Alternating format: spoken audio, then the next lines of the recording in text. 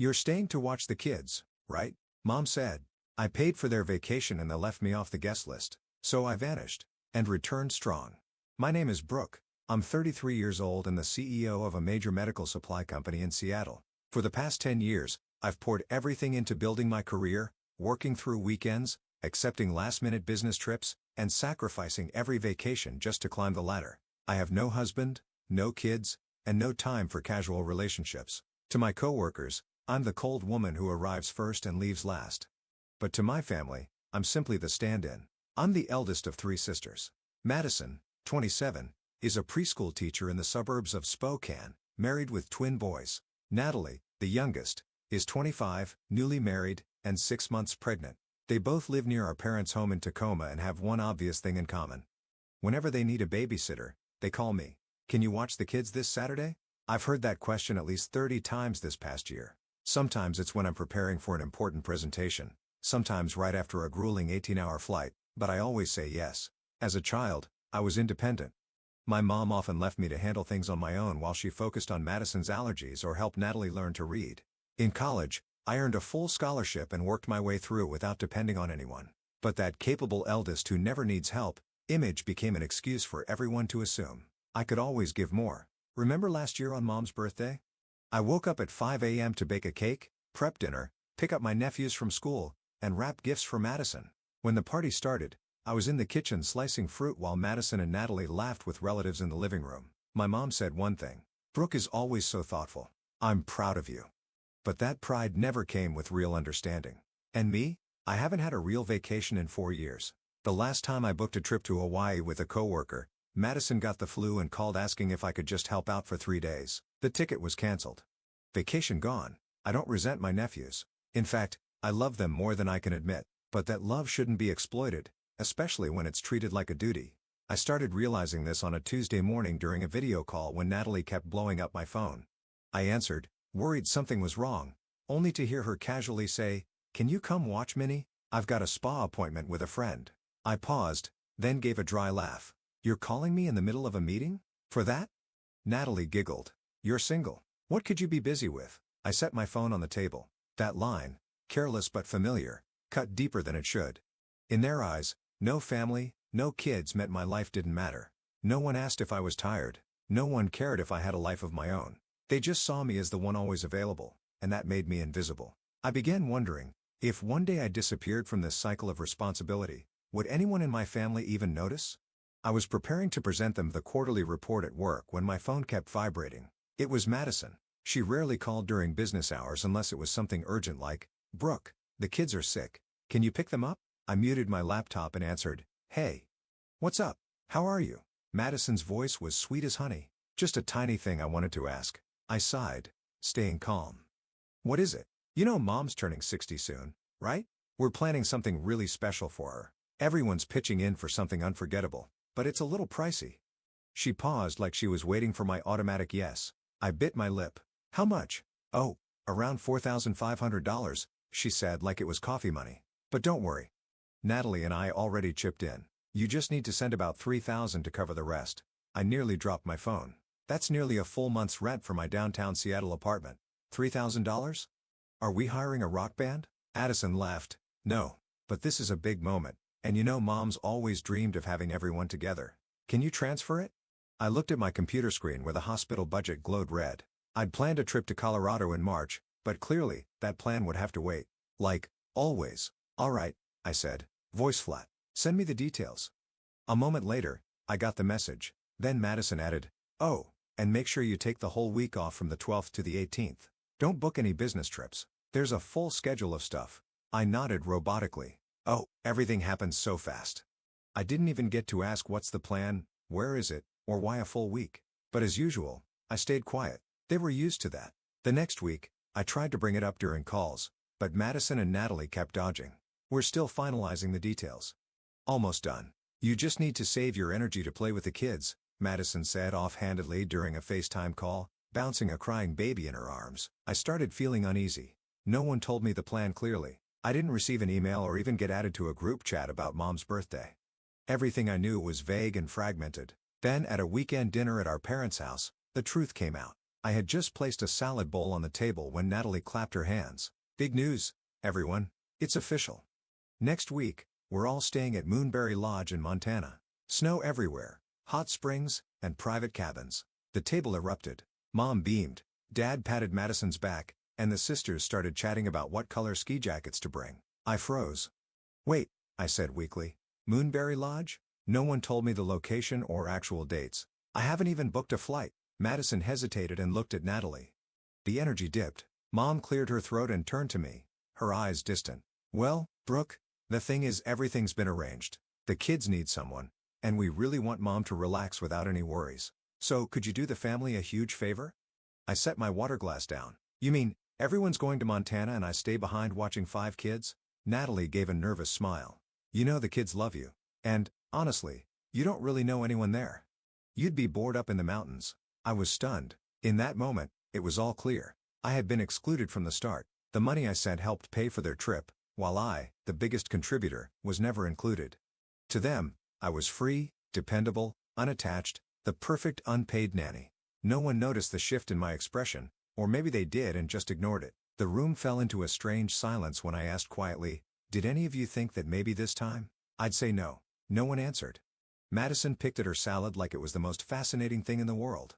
Natalie toyed with her fork. Mom sighed, playing the role of the helpless mother with a difficult daughter. I straightened my back and clutched the napkin on my lap. So everything's already planned, tickets booked, itinerary set, and not one person thought to ask if I wanted to be part of it? My dad looked up from his wine, muttering, "You wouldn't enjoy it anyway. It's cold, crowded, noisy. You like peace and quiet." I laughed, a bitter hollow laugh. So because I don't have a husband or kids, I'm automatically excluded? Just because I'm different from my sisters, I don't qualify as part of this vacation? Don't be so sensitive, Mom said flatly. They trust you with the kids because you're good at it. Everyone has their role. My role? I repeated, locking eyes with her. And what exactly is my role? The one who pays and babysits so my sisters can relax? Natalie looked up, annoyed. You act like we're exploiting you. We have our own families and stress too. It's just 1 week. It's not like you don't have the time. It's not about not having time, I said, gripping my hands, trying to keep my voice steady. It's about not being asked, not being invited, not being treated like I'm part of the plan. Mom shook her head and let out a long sigh. Brooke, you're always like this, always making yourself out to be the victim. I pushed my chair back and leaned closer to the table. No, I'm not a victim, but I'm also not some invisible helper you call in whenever the family needs someone to sacrifice. I turned and walked out of the dining room. Everyone stayed seated. No one followed. No apology. Not even a glance of remorse.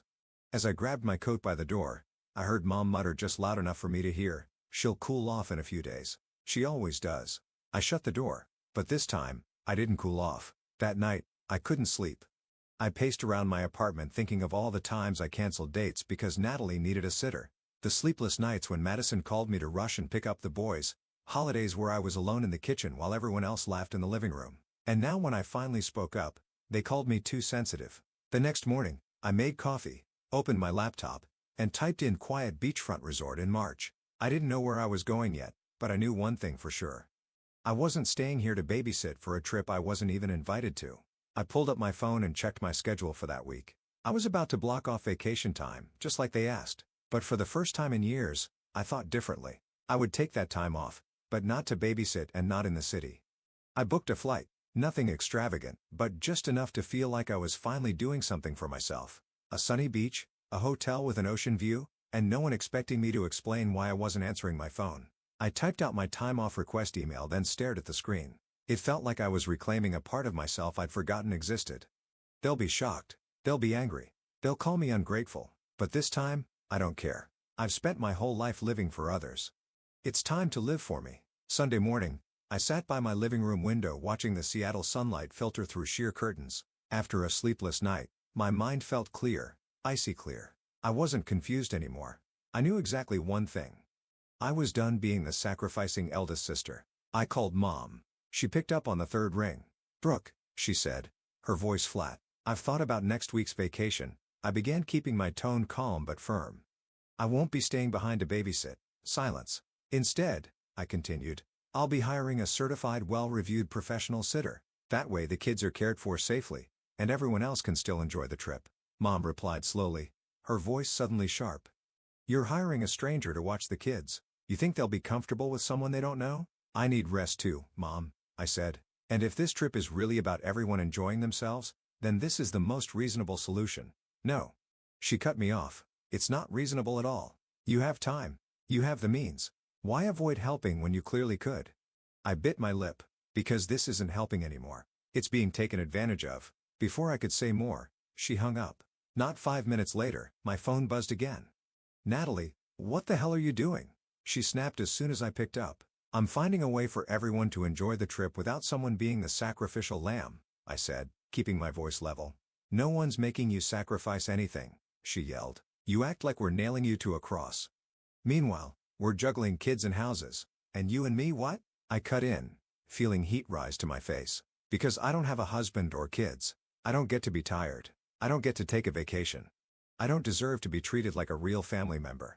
Natalie scoffed. You're being dramatic. You always think the world revolves around you. No, Natalie. This isn't drama. This is me finally seeing my own worth, and I won't let anyone treat me like a tool again. There was a pause on the other end, then her voice turned cold. If you refuse to help, don't be surprised when the whole family turns their back on you. Mom's crying, you know. Hope you're happy. It hung up. My hand trembled as I set the phone down. But for the first time in years, it wasn't from guilt or fear. It was from finally breaking free of the invisible cage I had locked myself into.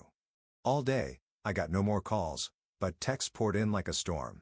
From Madison, I can't believe you'd ruin Mom's birthday like this. After everything she's done for you. From Natalie, if Mom's blood pressure spikes because of this, will you be able to sleep at night? From Aunt Helen, the eldest has a duty to support the younger ones. Don't forget your roots, Brooke. To read every line, each one like a paper cut. But instead of pain, I felt relief.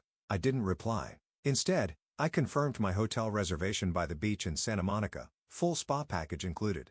I made a reading list, booked a sunrise walking tour, and most importantly, I turned off my phone. Airplane mode. That night, I lit candles, put on soft jazz, and cooked myself a proper meal. No crying babies. No, can you just help me real quick? No invisible weight pressing on my shoulders like it was just expected. I don't know what will happen next, but I know one thing for sure. I'm no longer the person they can boss around and expect unquestioned obedience from. 2 days later, I stepped off the plane in San Diego, salty sea breeze kissing my face like a gentle hug from freedom. I had picked California over Florida at the last minute simply because I wanted to do something completely unexpected, even for myself. I rented a small ocean view apartment in La Jolla, quiet enough to rest, lively enough to keep me from feeling alone. I walked in with a small suitcase and a crossbody bag. I didn't need much. This time, I wasn't packing diaper bags, snacks, or coloring books. Just sunscreen, an unread novel, and a new pair of flip-flops.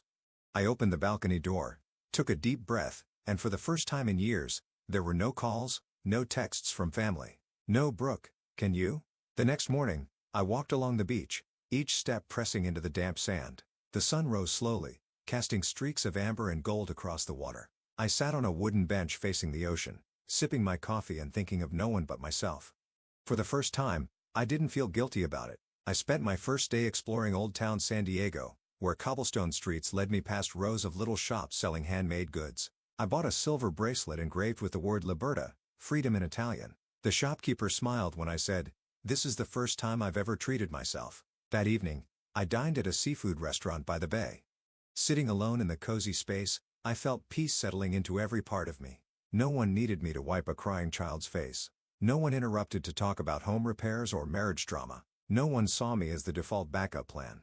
On the morning of day 3, I checked my phone. No missed calls from Mom, but the voicemail inbox was full. Nearly 100 messages, mostly from Madison, Natalie, and a few relatives. The first few lines lit up the screen. Natalie, where are you? We already dropped the kids off at your place. Madison, how far are you planning to push this, Brooke? Mom, you didn't even tell anyone. I'm so disappointed. I set my phone down like a finished book. I wasn't angry. Just amazed that they still didn't understand or maybe never wanted to, that I was no longer living by their script. I turned on the TV, picked a soft documentary, and sat down with my favorite bowl of cereal. The messages kept coming, but I didn't open another. By day 4, I set my phone to permanent silent. That afternoon, I rented a bike and rode along Pacific Beach. The ocean wind whipped my hair, sunlight warmed my cheeks, and I smiled, truly smiled, for the first time since that awful dinner. Freedom. like a gift I'd never dared to give myself before. On the evening of day 5, I sat on the balcony watching the sunset when I thought of the kids. Jake's big round eyes, Lily's gap-toothed grin, the way Sophie clung to my shirt whenever she was scared. I missed them, but I didn't miss being expected to sacrifice.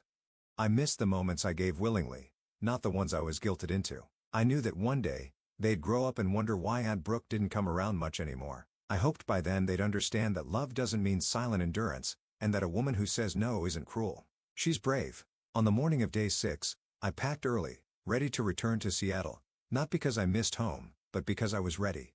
Ready to face them, ready to speak, ready to draw the line. On the flight back, I stared out the window as the ocean and sky blurred behind me. I knew that once I stepped off the plane, I would no longer be the same Brooke they once knew. And that felt perfectly okay. The morning I returned to Seattle, my phone exploded with notifications as soon as I stepped out of the airport. After nearly a week powered off, it buzzed non-stop like a warning siren for the storm ahead. I unlocked the screen. First message from Madison. "Where are you? We went to your place, and no one was there. Jake and Mason are getting cranky." Then from Natalie. "Is this some kind of joke? You knew we had to leave." Then from Mom. "Brooke, please call me. I don't understand what's going on." I got into the taxi watching the flood of messages continue. "You expect us to haul all these suitcases and 5 kids to God knows where?" Madison, "I can't believe you actually did this." Natalie, "I'm very disappointed in you." I closed my eyes and took a deep breath. Every reason, every explanation I had prepared suddenly buried under a wave of exhaustion. I barely lived for myself for 1 week, and already they were trying to pull me back into that old role, the fixer, the substitute, the responsible one. When I got home, my mailbox was stuffed, not with letters, but sticky notes plastered on the door. "We came by, but you weren't here." Mom cried. The kids asked why Aunt Brooke wasn't home. Even Aunt Frances, who I only saw at Christmas, had left a message. "You've disrupted the whole trip. Your mother can't sleep now." I stepped inside, took off my shoes, hung my coat. Everything was just as I left it. Neat, quiet, no screaming children, no complaints, and most importantly, no one treating me like the default solution for the family's problems. I opened my phone again, this time listening to the voicemails. Natalie's voice came through, sharp as a blade. "Do you even realize how betrayed Mom feels? The whole family is ashamed in front of our relatives. Everyone was counting on you, and you just disappeared like we meant nothing." Then Madison's whisper, tight with rage, "You ruined the vacation we'd been planning for months. Jake's been crying for Aunt Brooke. How do you sleep at night?" I didn't reply to any of them. I didn't apologize either because what they really missed wasn't me. It was the version of me who followed orders without question. That night, I opened a bottle of wine. The city glittered as always beyond my balcony, but to me, everything had shifted. In the silence of my little apartment, I knew I had crossed a threshold. Not a threshold of rebellion, but one of freedom. The next morning, while watering my plants on the patio, a message came in from Mom. "If you feel like you're no longer part of this family, then I don't know what else to say." I set the phone down. For the first time in my life, those words didn't sting because I knew.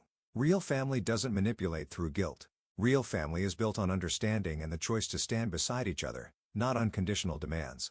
I opened my laptop, signed up for a night photography class, then I searched for a summer tour through Europe. I didn't ask for anyone's input. I didn't wait for permission. I just did it because I wanted to. Less than 24 hours after I returned home, I was making tea in the kitchen when I heard a rattle at the front door. At first, I thought someone had the wrong address, but then the lock turned with a distinct, deliberate click. I stepped into the hallway just as the door swung open. My mother stood there still holding the emergency key I gave her years ago. "Just in case," she once said. Behind her were Madison and Natalie, all 3 of them red-faced from cold, anger, or both. "How long were you planning to avoid us?" Mom asked. No greeting, no explanation. Her voice as cold as the frost outside. I didn't invite them in, but they walked straight through the doorway, like this home was part of their map of control. Madison dropped her bag onto the chair, planted her hands on her hips, and glared.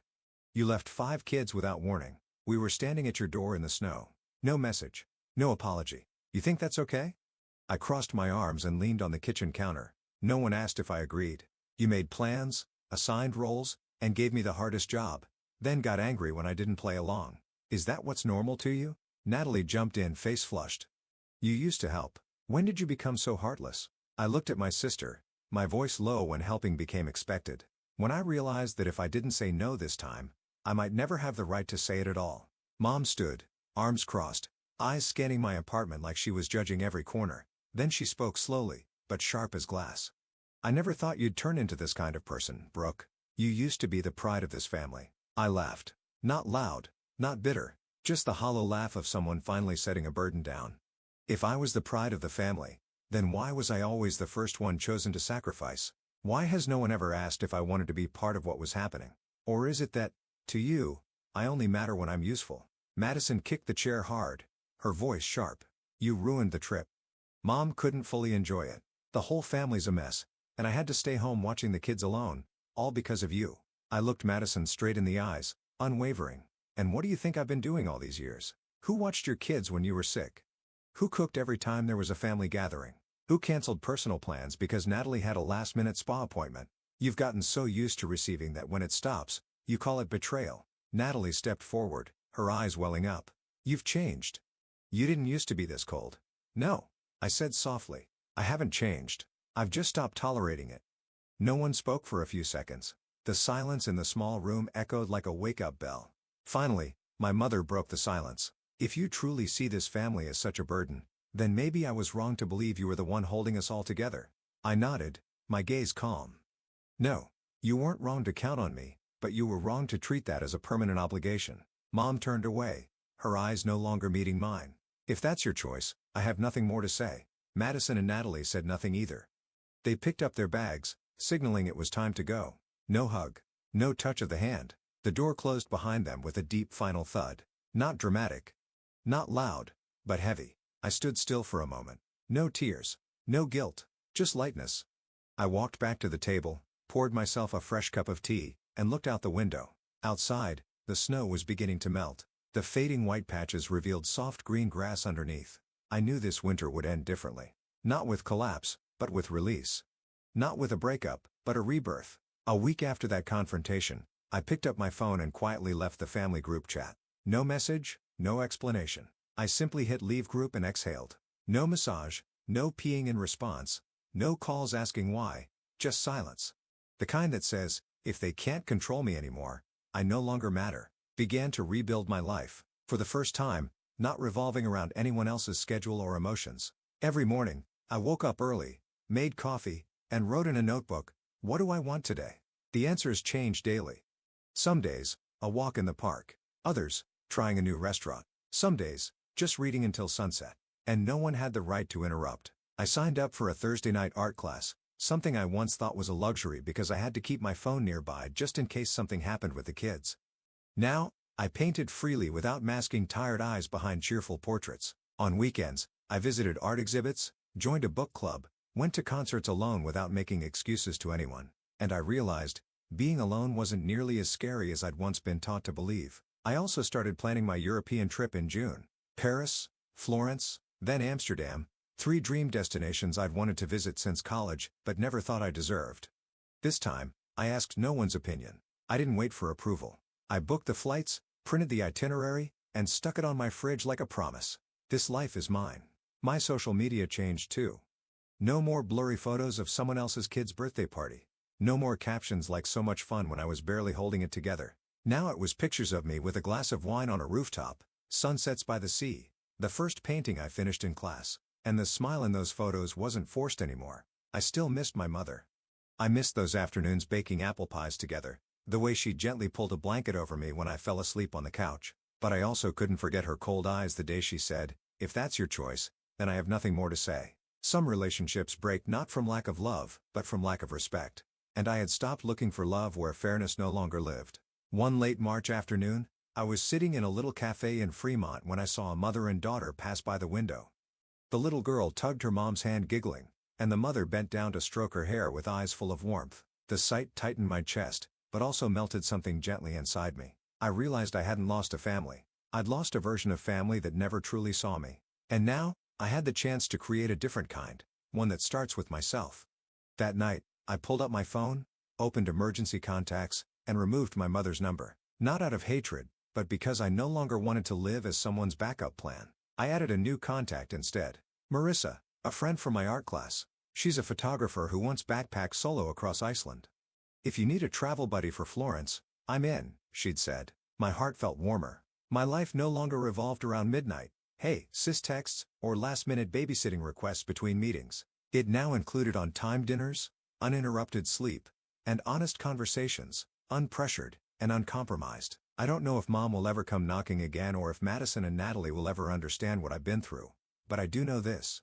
If they return, I'll greet them calmly, but there will be no more default sacrifices. On April morning, sitting by the window of my apartment, sunlight spilled through the sheer curtains like silk, and it hit me. I had finally stepped through a threshold I'd never dared approach before. I used to believe that choosing myself was selfish, that if I wasn't always willing to sacrifice, if I wasn't always available when my family called, I was a bad person.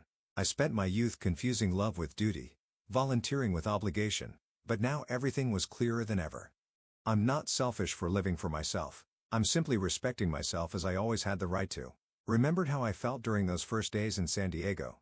Awkward, hollow, guilty. But over time, every small moment of freedom taught me that a person's worth isn't measured by how much they sacrifice for others.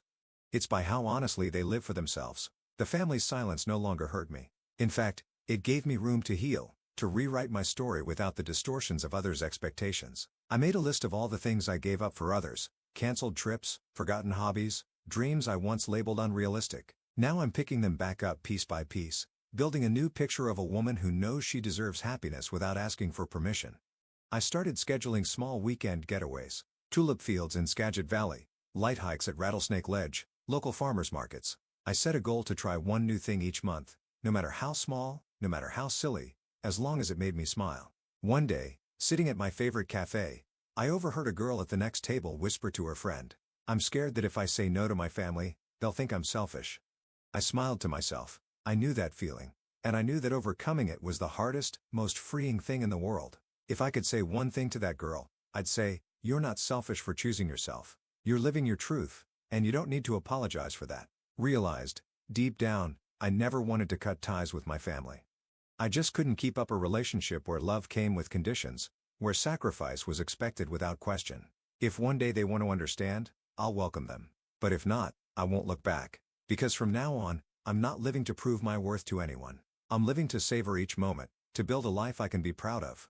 I'm learning to love myself patiently, gently, without judgment. And I've learned that's the strongest foundation for any future relationship. Not silent sacrifice, but willing connection between free, whole people. Summer's approaching. I've booked a flight to Florence, ready to begin the dream journey through Italy. No one planned this for me. No messages asking, "Brooke, can you interrupting every second of freedom?" Before leaving Seattle, I left a small note on my kitchen counter just for me. "Welcome home, Brooke. You finally chose yourself. This time, I know for sure. It's the best decision I've ever made." Brooke's story is a powerful reminder that loving yourself isn't selfish. It's essential. In a world that glorifies silent sacrifice, especially from women, setting boundaries and saying no is an act of bravery. Brooke stepped away from her default family role to reclaim her identity and build a life that no longer depends on others' approval. She chose to live honestly, fully, and above all, for herself. What do you think of Brooke's decision? Was she too firm? Or was this the only way to truly protect her peace? Share your thoughts in the comments and don't forget to follow the channel for more powerful family stories like this one.